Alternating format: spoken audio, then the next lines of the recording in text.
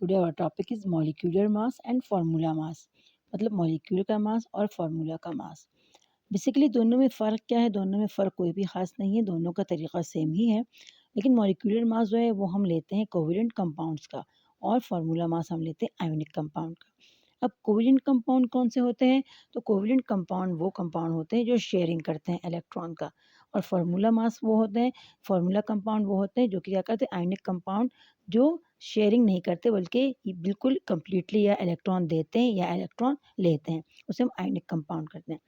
Molecular mass और formula mass मालूम करने का तरीका बिल्कुल सेम है, एज इट इज़ है। उसमें कोई फ़र्क नहीं तरीका मालूम करने में, सिर्फ नाम में फ़र्क है बस। अब मॉलिक्यूलर मास में क्या करते हैं हम? Molecular mass is the sum, molecular mass ये मजमुआ है of the relative atomic masses, उनकी इजाफी एटमी कमियतों का, ऑफ ऑल द एटम्स, तमाम एटमों का, प्रेजेंट इन द मॉलिक्यूल, जो कि मौजूद होते हैं मॉलिक्यूल में। Molecular mass of a substance, molecular mass किसी मादे का कैन बी कैलकुलेटेड, उसका हम हिसाब लगा सकते हैं बाय एडिंग, उसमें इजाफा करके, रिलेटिव एटॉमिक मासेस, उसकी इजाफी एटमी कमियतों का, ऑफ ऑल द एटम, उन तमाम एटमों का, इन वन मॉलिक्यूल, जो कि एक मॉलिक्यूल में होते हैं, फॉर अ सब्सटेंस, किसी मादे का। मतलब इसमें ये होता है कि आपके पास एक, अगर आपने कंपाउंड लिया तो उसमें एलिमेंट कौन कौन से हैं, उसका रेशो कौन सा है। तो जितने आपके पास एलिमेंट्स होते हैं उनका जो मास होता है उसको आप क्या करते हो, कैलकुलेट करते हो। यहाँ पर आपको एग्जाम्पल दी गई है, आपको यहाँ पर for example molecular formula of ethane C2H6, मतलब इसमें 2 कार्बन और 6 हाइड्रोजन है। अब हमें पता है कि भाई एटम का, कार्बन का जो मास है वो 12 है और हाइड्रोजन का मास 1 है। तो आप इसको ऐसे मालूम करोगे, molecular mass of ethane is equal to 2 मतलब कार्बन इसमें 2 हैं, तो आप उसको मल्टीप्लाई करोगे उसके मास नंबर से। इस तरह फिर 6 हाइड्रोजन, उसको आप मल्टीप्लाई करोगे हाइड्रोजन के मास नंबर से।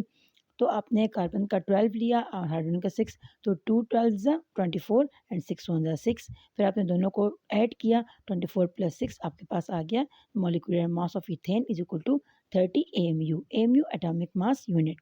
बिल्कुल इसी तरह एज इट इज़ आपके पास फार्मूला मास का तरीका भी है।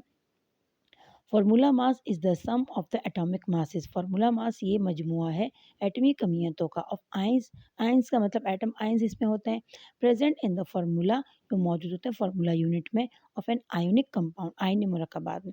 बस इस बात का ख्याल रखिएगा कि मॉलिक्यूलर मास जो है वो हम बाकी तमाम कंपाउंड्स का लेते हैं जो कि आपके पास होते हैं कोवेलेंट या कोई और फार्मूला मास आप आयोनिक कंपाउंड्स का लेते हो।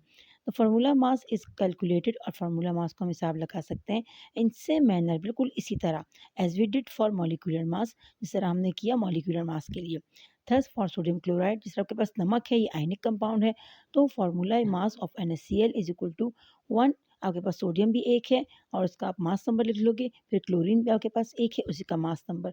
तो सोडियम का मास नंबर 23 है और क्लोरीन का 35.5।